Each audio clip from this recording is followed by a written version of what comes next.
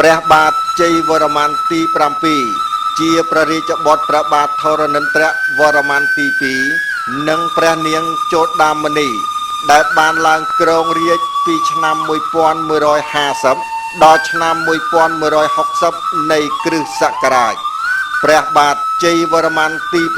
7មានព្រះជ័យយាតាំងពីវ័យក្មេងព្រះវស្សាព្រះនាមជ័យរាជទេវី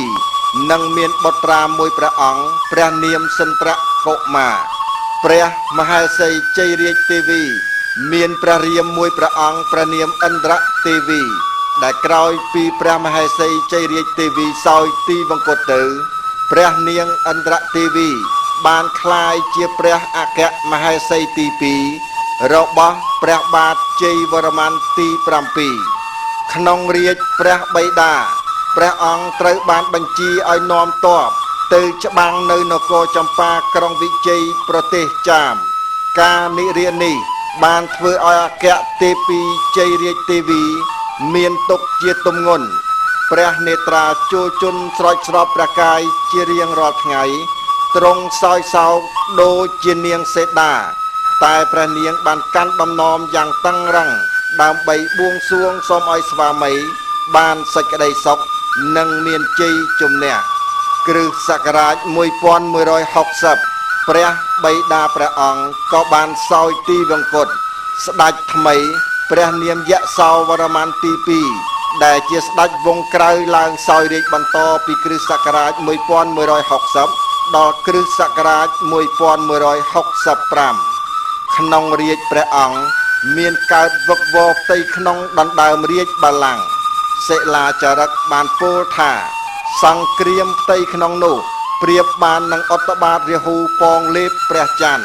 តែបានសិន្ទ្រកុមារជាព្រះរាជបុត្រជ័យវរ្ម័នទី7ជួយយកអាសាលុះដល់គ្រិស្តសករាជ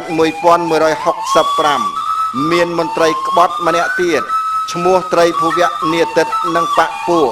បានធ្វើរដ្ឋប្រហារសម្លាប់ស្ដេចយសោវរ្ម័នទី2ហើយឡើងសោយរាជពីគ្រិស្តសករាជ1165ដល់គ្រិស្តសករាជ1177នៅពេលដែលបានដំណឹងនៃការធ្វើរដ្ឋប្រហារនេះព្រះបាទជ័យវរ្ម័នទី7ក៏បានវិលត្រឡប់មកព្រះនគរកម្ពុជាវិញជាប្រញាប់ដើម្បីជួយដល់ព្រះបាទយសោវរ្ម័នទី2តែអ្វីបានហួសអស់ទៅហើយព្រះអង្គក៏គង់នៅស្ងៀមស្ងាត់ក្នុងព្រះរាជនគររងចាំឱកាសដើម្បីរំដោះប្រទេសជាតិគ្រិស្តសករាជ1177ស្ដេចចាមព្រះនាមជ័យឥន្ទ្រវរ្ម័នទី4បានលើកទ័ពមកលុកលុយកម្ពុជាតាមផ្លូវទឹកដោយមានចិនលងសំពៅជាអ្នកនាំផ្លូវសម្រាប់ស្ដេចត្រីភូវៈនាទិតហើយឡើងគ្រប់គ្រងនគរកម្ពុជានៅគ្រិស្តសករាជ1177ដល់គ្រិស្តសករាជ1181ដោយប្រទេសជាតិស្ថិតក្នុងភាពមហន្តរាយព្រះអង្គជ័យវរ្ម័នទី7ក៏រៀបចំបង្កើតកម្លាំងតស៊ូដើម្បីរំដោះព្រះនគរកម្ពុជាគ្រិស្តសករាជ1181កម្ពុជាបានរំដោះរួចផុតពីកណ្ដាប់ដៃចាមព្រះបាទជ័យវរ្ម័នទី7បានរៀបអភិសេកឡើងគ្រងរាជសម្បត្តិក្នុងគ្រិស្តសករាជ1181ដល់គ្រិស្តសករាជ1201ព្រះអង្គបានកសាងប្រាសាទមន្ទីរពេទ្យនិងសាលាឆទាន ច្រើនជាងក្សត្រដទៃទៀតពិសេសព្រះអង្គបានកសាងរាជធានីនគរធំជាថ្មីឡើងវិញដែលមានប្រាសាទបាយ័ននៅចំចំណុចកណ្ដាលនៃរាជធានីថ្មីក្នុងរាជព្រះអង្គមហានគរមានផ្ទៃដីដ៏ធំល្វឹងល្វើយប្រជាជនរស់នៅដោយសុខសែនខ្សាន្ត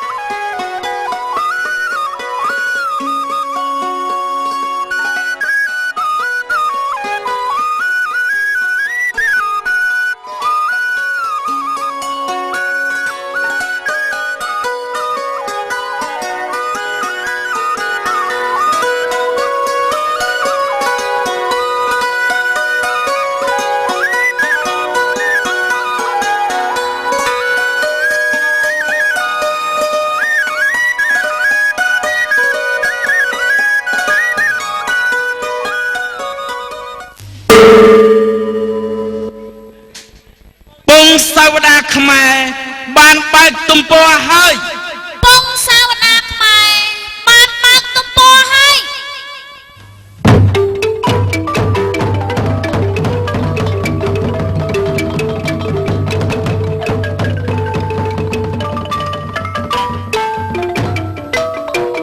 ប្រវត្តិពងសាវតាខ្មែរ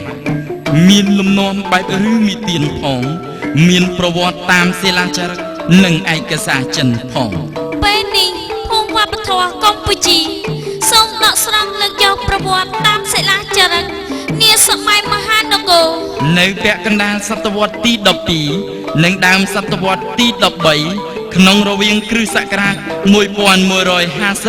1201មករៀបចំដំឡើងជាផ្ទាំងទស្សនីយភាពជូនទស្សនាកំសាន្ត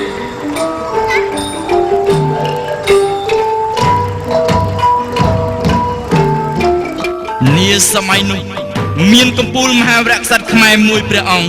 មានឫទ្ធិជាស្ដាអស្ចារ្យព្រះអង្គជាមេទ័ពដោះកំពូលបានប្រយុទ្ធតស៊ូផ្ដប់ដាច់រំដោះទឹកដីកម្ពុជាពីខ្មាំងសត្រូវឈ្លានពានព្រះអង្គបានបង្រួមរដ្ឋចំណុះទាំងអស់ឲ្យស្ថិតនៅក្រោមការគ្រប់គ្រងរបស់កម្ពុជាតែមួយដែលធ្វើឲ្យនគរខ្មែរក្លាយជាមហានគរដ៏ធំល្វឹងល្វើយលើពីនោះទៅទៀតព្រះអង្គជាស្ដេចដ៏ចំណានក្នុងការគ្រប់គ្រងនិងរៀបចំប្រទេសជាតិព្រះអង្គជាស្ថាបនិកដ៏ល្បីល្បាញក្នុងការកសាងប្រាសាទថ្មបុរាណល្បីៗជាច្រើនមនសិការស្នេហាជាតិនិងវីរភាពគ្មានពីររបស់ព្រះអង្គបានធ្វើឲ្យកូនខ្មែរគ្រប់រូបគ្រប់ចំនួនស្ញប់ស្ញែង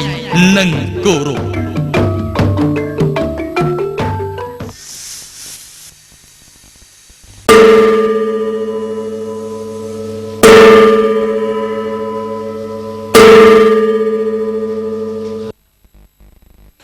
សូមជូន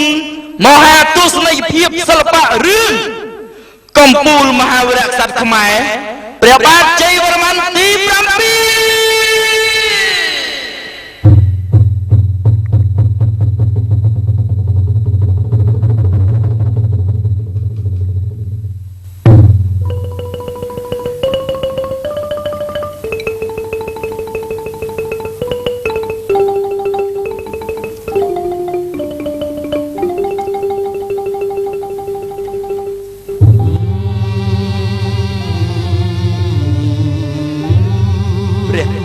ជ័យវរ្ម័នទី7នាមដើមជ័យធុនប្រសូតក្នុងរវាងឆ្នាំ1120 1125ព្រះបិតាព្រះនាមព្រះបាទធរណិន្ទ្រវរ្ម័នទី2ព្រះមាតាព្រះនាមជោដាមនីព្រះអង្គជ័យធុនបានរៀបអភិសេកជាមួយនឹងព្រះនាងជ័យរាជទេវីជាព្រះមហេសីតាំងពីនៅវ័យក្មេងកុសាហើយទ្រង់មានព្រះរាជបុត្រាមួយព្រះអង្គព្រះនាងសន្ទ្រកុមារព្រះនាងឥន្ទ្រទេវីជាព្រះរាមរបស់ព្រះនាងជ័យរាជទេវីព្រះអង្គជាអ្នកប្រាជ្ញអក្សរសាស្ត្រខ្មែរដ៏ល្បីល្បាញនិងជាកវីនិពន្ធដ៏ចំណានគ ក្រោយពីព្រះមហេសីជ័យរាជទេវីសោយទីវង្គតទៅព្រះនាងឥន្ទ្រទេវីបានក្លាយជាព្រះអគ្គមហេសីព្រះបាទជ័យវរ្ម័នទី7តាមបណ្ដាំព្រះអនុត្រីកាលនោះដោយសង្គ្រាមខ្មែរចាមឆេះសន្ធៅព្រះបិតាក៏ត្រាស់បញ្ជាឲ្យជ័យធុនលើកទ័ពទៅច្បាំងនៅចម្ប៉ាក្រុងវិជ័យទីរៀលស្វាមីសើខ្សែចុច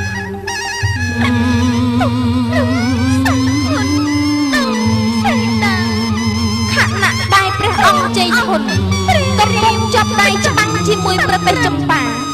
ព្រះបាទធរណិន្ទ្រវរ្ម័នទី2ជាព្រះបិតាក៏បានសោយទីវង្គតហើយរាជបល្ល័ង្កក៏បានធ្លាក់ទៅលើព្រះបាទយសោវរ្ម័នទី2ដែលជាស្ដេចពងក្រៅឡើងគ្រងរាជបន្ត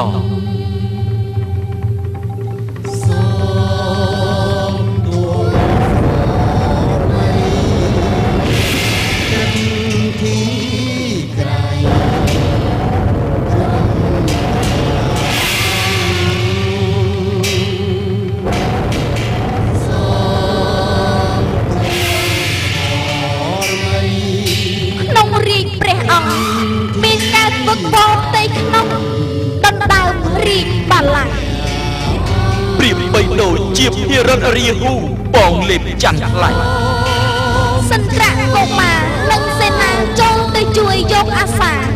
ហើយក៏សម្លាប់រាហូនោះបាន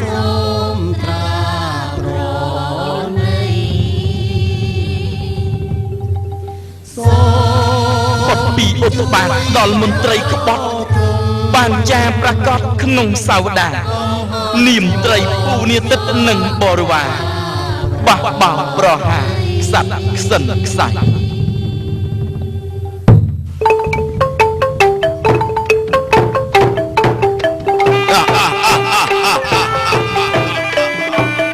យើងជាមនុស្សអស្ចារ្យចាប់ពីពេលនេះតទៅយើងជាស្ដេចហេតុដីនៃនគរកម្ពុជាព្រះនាមព្រះបាទត្រីភូរាទិត្យវរ្ម័ន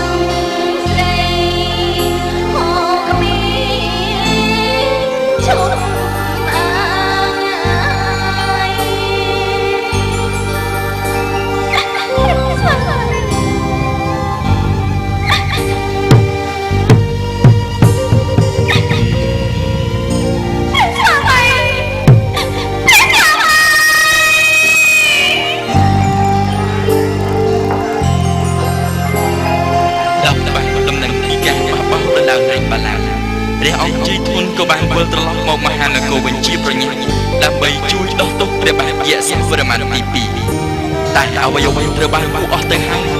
ព្រះអង្គក៏គង់នៅស្ងៀមក្នុងក្រុងកម្ពុជារងចាំឱកាសល្អដើម្បីស្រោចស្រង់ដែនដីដែលធ្ងន់ធ្ងរទៅដល់បទល្មើស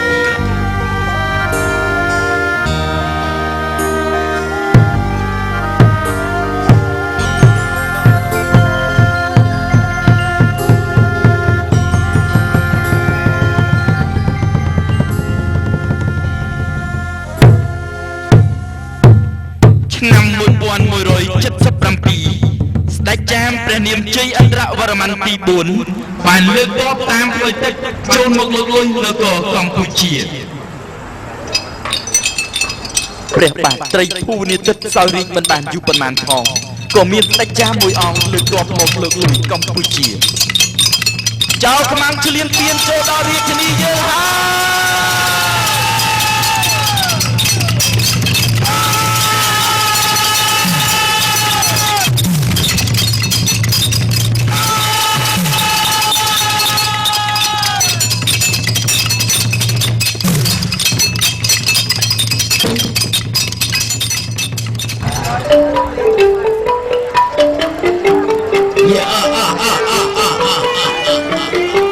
អ្នកឈ្នះគឺជាម្ចាស់ពេលនេះកម្ពុជាជារបស់យើងកម្ពុជាជារបស់យើងចាប់ពីថ្ងៃនេះតទៅយើងជាស្ដេចផែនដីនៃនគរកម្ពុជាព្រះនាមជ័យឥន្ទ្រវរ្ម័នទី4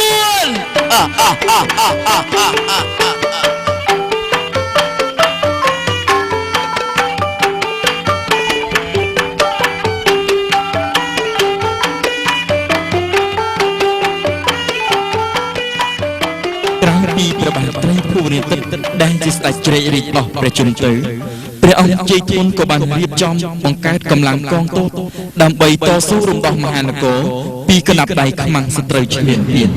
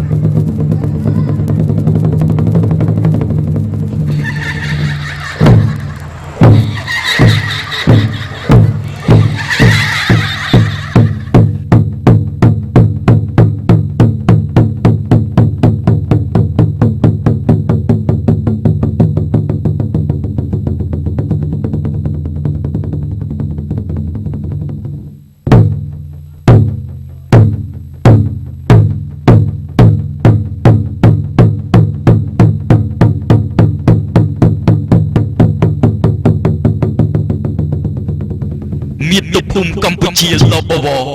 បានធ្លាក់ទៅក្នុងកណ្ដាប់ដៃស្ដេចចាមព្រះបាទជ័យឥន្ទ្រវរ្ម័នទី4ក្នុងឆ្នាំ1177ដល់ឆ្នាំ1181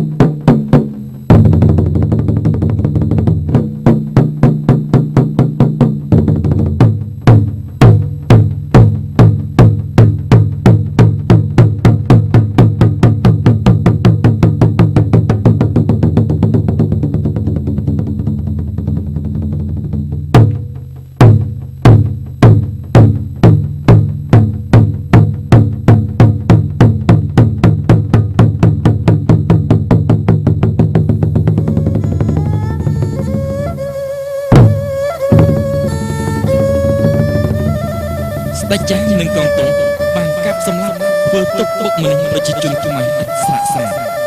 គេចាស់គេចងគៀកែនប្រមូលរីស្លូត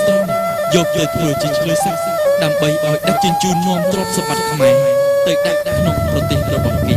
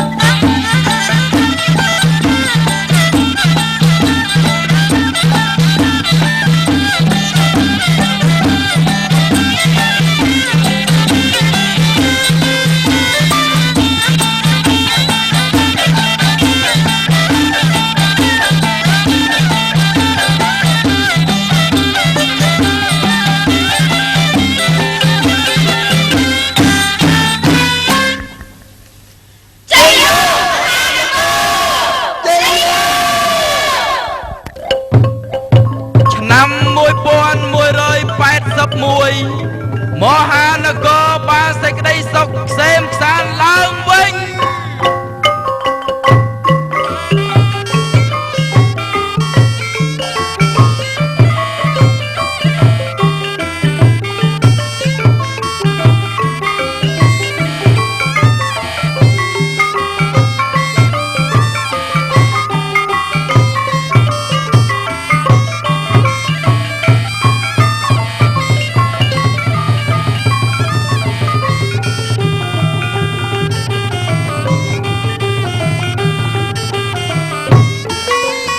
អង្គជ័យធនបានរៀបអភិសេកឡើងគ្រងរាជសម្បត្តិជាស្ដេចផែនដីនៃនគរកម្ពុជាក្នុងព្រះរាជបរមនាមព្រះបាទជ័យវរ្ម័នទី7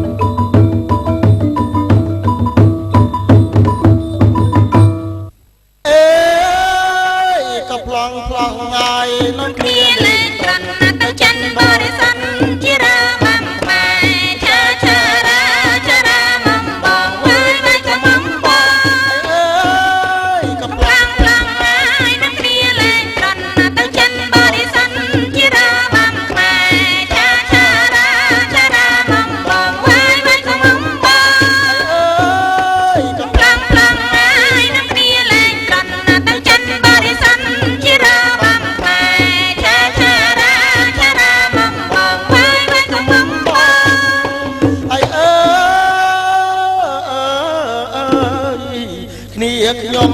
ឲ្យច្រើនក៏ក្រឹកក៏ក្រែងសុំប្រលៀនលោកឆលេងលោកកាយលេងបានដែរឬទេណានាងណាលេងបានដែរឬទេពាត់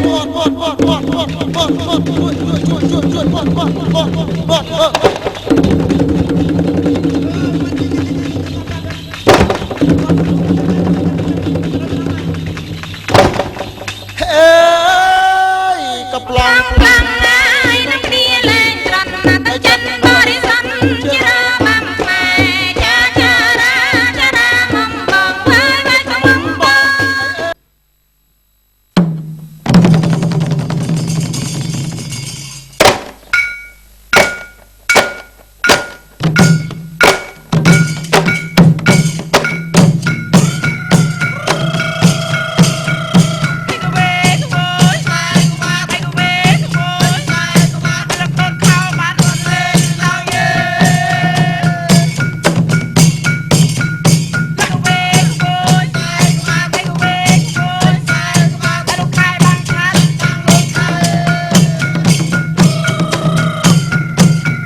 ព្រះបាទជ័យវរ្ម័នទី7មានជំនឿយ៉ាងមុតមាំលើព្រះពុទ្ធសាសនាលោកេស្វរៈដោយព្រះបិតារបស់ព្រះអង្គដែរ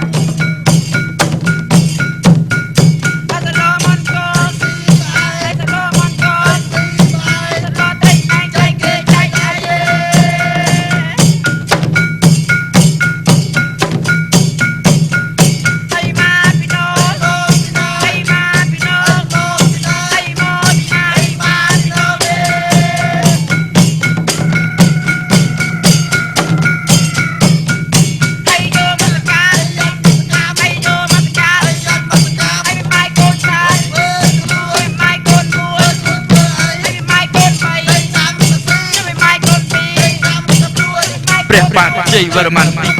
7ជាមហាវីរក្សត្រខ្មែរដ៏កំពូលសេចក្តីឈឺចាប់របស់ប្រជារាស្ត្រគឺជាសេចក្តីឈឺចាប់របស់ព្រះអង្គផ្ទាល់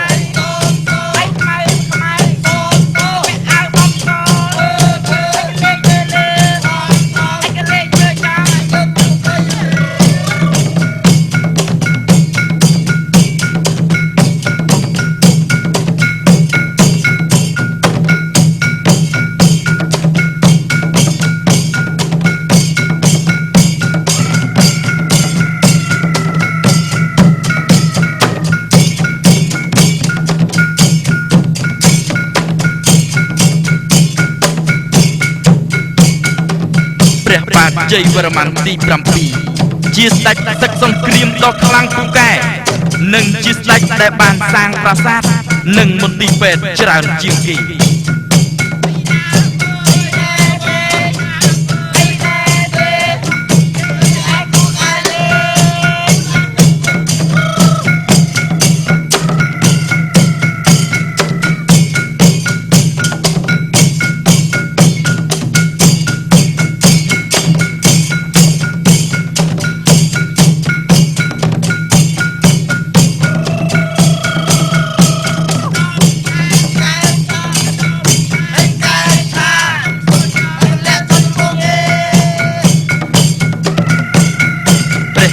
មហេសីឥន្ទ្រទេវីជាអ្នកប្រាជ្ញអក្សរសាស្ត្រខ្មែរជាកវីនិពន្ធជាបរិនិយិកាចារ្យនិងជាសាស្ត្រាចារ្យដ៏ល្បីល្បាញ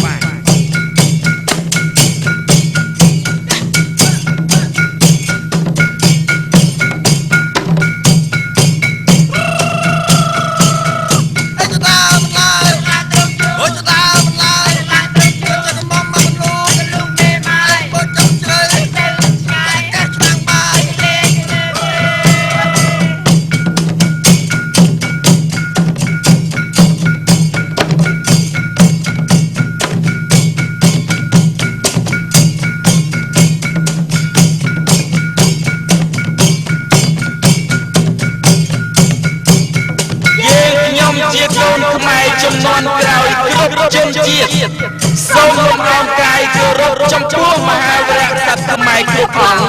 ដោយចិត្តជ្រុំអើបនិងស្ញប់ស្ញែងជា បំផុត ជនជាតិខ្មែរកើតនៅលើដីខ្មែរនៅតែខំខែជាឲ្យបានរុងរឿងគេឈ្មោះជាតិនឹងបានពំកើលុះត្រាតែយើងជួយខំខែរក្សាទោះបីខ្មែរកើតនៅប្រទេសណាត្រូវកុំភ្លេចថាខ្មែរកើតពីជាតិខ្មែរកុំឲ្យបរទេសគេមកបំបែកឲ្យខ្មែរបែកសាមគ្គីគ្នា សាមគ្គីរស់ បាក់បែកស្លាប់ ចង្កើមួយបាច់ជាកាច់មិនបានហើយនៅតែព្រះទីបងបានថាមិនចាក់ទុសាមិនចាក់ទុសាមិនរួចរួមបងហើយបានខំសិក្សាស្បែកកំប្រាប់តែទីមួយដៃខ្មែររួមសាមគ្គីមិនធ្វើបែបនេះនោះជាកំឡាខ្មែររួមសាមគ្គីមិនធ្វើបែបនេះនោះជាកំឡា ជ័យយោកំពូលមហាវីរក្សត្រខ្មែរព្រះបាទជ័យវរ្ម័នទី 7 ជ័យយោខ្មែរពូជអ្នកកសាងអង្គរ ជ័យយោមហាគ្រួសារខ្មែរដ៏រឹងមាំ ជ័យយោវប្បធម៌កម្ពុជា